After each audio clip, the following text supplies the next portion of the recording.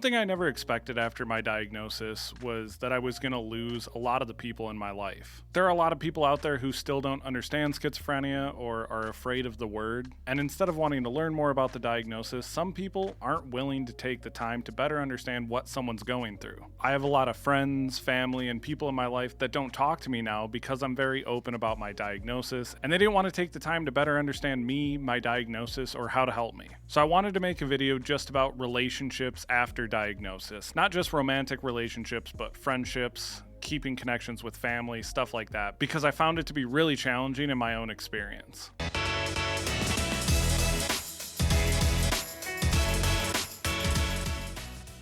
There was a couple different phases where I noticed some people stopped reaching out or wanting to be a part of my life. The first point was during psychosis, which actually, out of all the times for someone to leave my life, it makes the most sense. If you don't understand schizophrenia or psychosis, that's a really scary time. And although I don't agree with it, a lot of people didn't know how to handle it and they didn't know how to help. And so they separated themselves from me because they were afraid or they were confused. And to me, this was still hurtful when I, later came out of psychosis and I got medication and treatment, but it wasn't as bad as the people who didn't leave until I started talking more about my diagnosis or I started telling people about what I was going through. The people that left my life while I was in psychosis, not just friends, but family members, stuff like that, could have left for several reasons. Like I said, it could have been because they didn't know how to help me, but also I was dealing with active addiction. And I wasn't the best friend or person to be around when I was in active addiction because my addiction was making my symptoms worse and worse, which in turn made it harder for me to be around. And I wasn't willing to accept help, so people that did recognize what was going on got frustrated because I wouldn't accept the help they were trying to give me. And even to this day, I don't blame anyone for not wanting to be a part of my life or not wanting to learn more about schizophrenia or mental illness. It's frustrating, and I'm not happy about it, but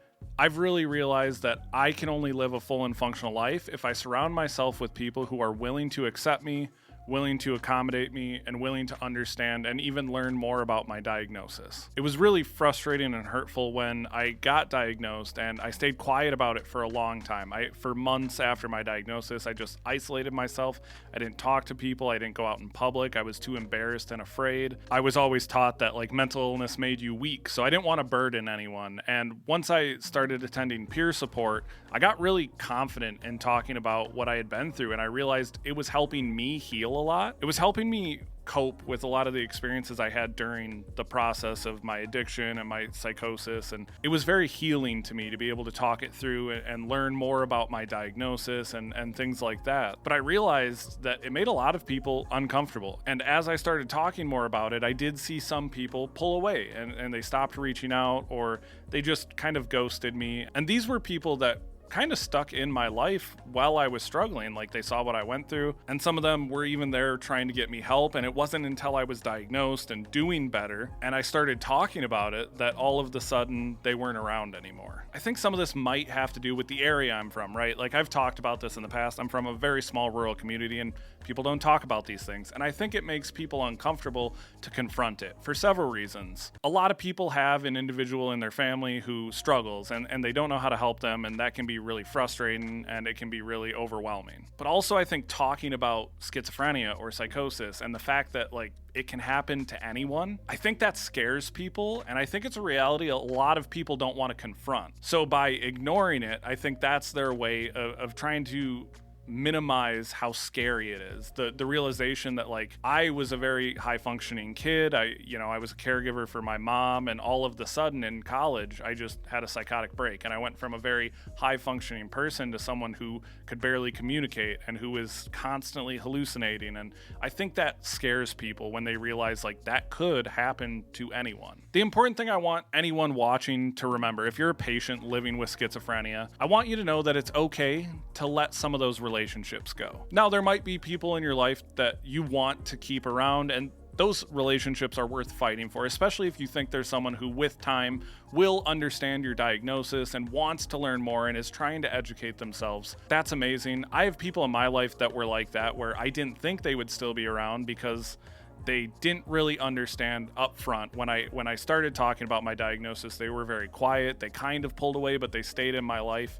But those were some of the people who they went out. They learned more about my schizophrenia. They watched some of my content after I became an advocate, and they really tried to accommodate me and make me feel comfortable and make me feel included. And my life got so much better because of those people. Now, the unfortunate thing is some people aren't going to be willing to take the time to try to understand what you're going through. And I know no one wants to hear it, but some of those relationships need to just be let go of, because you're not going to be able to live a full, functional, confident life with people constantly doubting you or constantly putting you down or constantly making it even harder to live with this diagnosis. In my own life, I've had to let go of friendships. There's certain family that I don't talk to anymore. And even though that is upsetting and frustrating, now I am surrounded by people who care about me, who want to learn more about what I'm going through, who are fascinated with the education that I've gained about my illness and about other diagnoses and about mental health in general. The people in my life now are so supportive, and it makes it so much easier for me because I deal with enough. I can't also deal with the idea that people are talking about me behind my back or are judging me silently. It's like all of these things that I already deal with. I can't add more onto that. And so I had to learn early on, like, it's okay to let people go.